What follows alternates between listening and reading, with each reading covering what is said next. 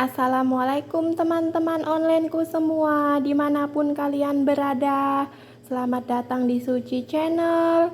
Semoga yang menonton video ini selalu diberi kesehatan, dilancarkan rizkinya, dan dilancarkan segala urusannya. Amin. Dan buat teman-teman yang menonton video ini, jangan lupa like, komen, subscribe, dan aktifkan lonceng notifikasinya untuk mendapatkan video terbaru dari saya. Terima kasih. Pada video saya kali ini, saya akan mengajak teman-teman melihat saya memasak gulai ikan pedas ya. Yuk dilihat ada apa saja bahan-bahannya dan bagaimana cara memasaknya. Nah, ini ada ikan yang sudah saya potong-potong, sudah saya cuci bersih, dan setelah dicuci bersih saya lumuri dengan jeruk nipis agar tidak amis. Diamkan beberapa menit, setelah itu dicuci bersih lagi, dan setelah dicuci bersih sudah saya olesi dengan penyedap rasa dan garam agar ikannya ada rasa gurihnya nanti pas dimasaknya. Nah, ikannya kayak gini. Ikan kayak gini teman-teman bisa memakai ikan apa saja. Saya memakai ikan yang kayak gini, nggak tahu ini ikan apa. Saya nggak tahu nama-nama ikan. Dan ini ada cabai merah yang sudah saya kukus terlebih dahulu nanti untuk bumbu halusnya. Dan ini ada bawang merah, bawang putih, kemiri dan kunyit yang sudah saya sangrai dulu kemiri dan kunyitnya agar tidak bau langu. Dan ini ada daun bawang yang sudah saya potong-potong, ada serai yang sudah saya geprek, ada lengkuas yang sudah saya geprek, dan lengkuasnya saya pakai lengkuas kering karena di Taiwan adanya lengkuas kering, jadi saya memakainya lengkuas kering. Ada 2 buah daun salam, dan ini ada bawang merah untuk menumisnya, dan ada cabai merah yang sudah saya potong panjang-panjang kayak gini. Dan ini ada air santan kental, dan ini ada air biasa ya nanti untuk kuahnya. Dan ada minyak goreng yang sudah saya tuangin ke wajan, dan wajannya sedang saya panaskan. Sekarang sudah panas, mau saya mulai saja menggoreng ikannya. Jadi ikannya saya goreng terlebih dahulu agar rasanya gurih. Saya goreng dulu ikannya.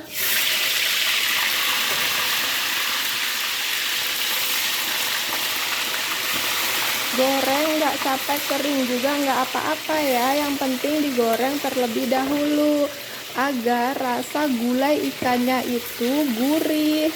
Kalau ikannya tidak digoreng dulu kayak kurang gurih, tapi selera teman masing-masing sih. Kalau saya memasak gulai ikan itu, ikannya saya goreng terlebih dahulu dan rasanya itu lebih enak, lebih gurih. Nah, sambil nunggu ikannya digoreng, saya mau membuat bumbu halusnya. Saya masukkan cabenya, saya mau menghaluskannya dengan blender, dan cabenya ini sudah saya kukus atau rebus terlebih dahulu agar nanti warna gulai ikannya merah banget bagus. Kalau tidak dikukus dulu warnanya kurang merah, tapi sesuai selera teman-teman. Tapi kalau saya setiap memasak masakan yang ada cabai gilingnya itu, cabenya saya kukus atau saya rebus dulu. Saya masukkan juga kemiri, kunyit, bawang merah, bawang putihnya juga saya masukkan, dan sedikit jahe saya masukkan. Mau saya haluskan dengan blender, dan mau saya kasih minyak. Jadi memblendernya tidak menggunakan air, memakai minyak agar gulai ikannya tidak cepat basi. Dan ini minyaknya secukupnya. Nah, mau saya blender dulu. Nah, sekarang bumbu halusnya sudah saya blender. Dan kenapa saya menggunakan blender ini, bukan yang kecil untuk bumbunya saja? karena saya di sini nggak punya yang kecilnya. Harap maklum karena saya di sini perantau, jadi menggunakan peralatan yang ada di rumah majikan saja. Jadi menggunakannya blender seperti ini. Jika teman-teman mau diulek juga enggak apa-apa, tapi saya menghaluskannya menggunakan blender. Setelah beberapa menit digoreng, sekarang ikannya sudah saya balikkan dan sudah kecoklatan kayak gini. Sudah mau saya angkat ya, nggak usah sampai kering-kering. Mau saya angkat dan mau saya mulai membuat bumbunya. Nah, sekarang ikannya sudah saya angkat dan mau saya memulai membuat bumbu gulai pedasnya. Dan wajannya sudah panas, mau saya tumis bawang merah dan cabai merahnya. Tumis sampai berwarna kecoklatan dan aromanya harum. Saya masukkan juga serainya. Daun salamnya juga saya masukkan. Setelah aromanya tercium harum dan warnanya kecoklatan, mau saya masukkan juga bumbu halus yang sudah saya haluskan dengan blendernya.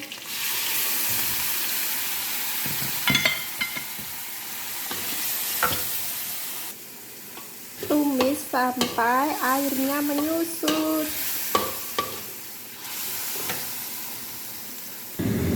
Diaduk-aduk terus agar tidak lengket di wajannya bumbunya. Tumis sampai matang ya, baru ditambahin air. Soalnya kalau bumbunya tidak matang, sudah ditambahin air, nanti gulai ikannya itu cepat basi. Makanya ditumis bumbunya sampai benar-benar matang dan sambil diaduk-aduk terus agar tidak lengket. Nah, setelah beberapa menit ditumis dan sambil diaduk-aduk terus, sekarang bumbunya sudah matang. Cirinya sudah matang itu antara bumbu dan minyak memisah seperti itu ya. Cirinya itu sudah matang dan warnanya juga agak kerang, dan mau saya masukkan air secukupnya. Tunggu sampai airnya mendidih baru dimasukkan ikannya. Nah, setelah dimasak beberapa menit, sekarang airnya sudah mendidih, mau saya masukkan ikannya.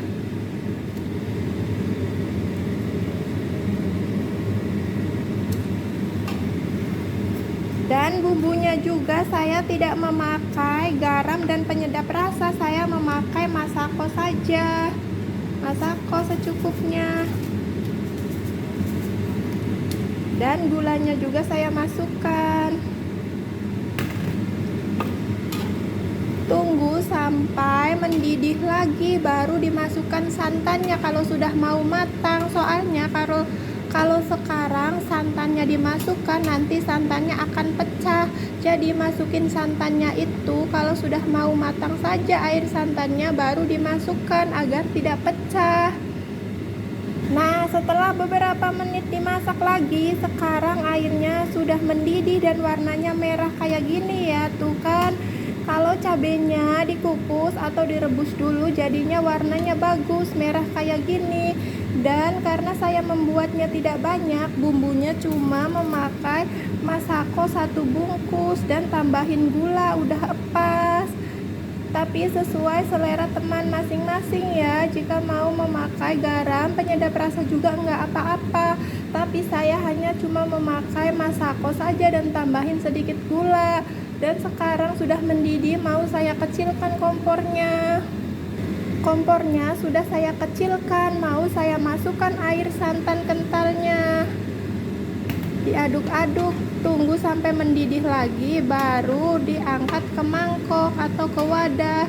Kenapa kompornya harus dikecilin saat masukin air santan? Karena agar santannya itu tidak pecah ya, jadi hasilnya bagus. Tunggu sampai mendidih lagi, baru dipindahin ke wadah. Bawang daunnya juga mau saya masukkan. Tunggu sampai bawang daunnya layu dan mendidih lagi, baru dipindahin ke wadah ya. Dan apinya juga harus kecil, tidak boleh besar-besar. Takutnya santannya itu jadinya pecah, nggak bagus hasilnya.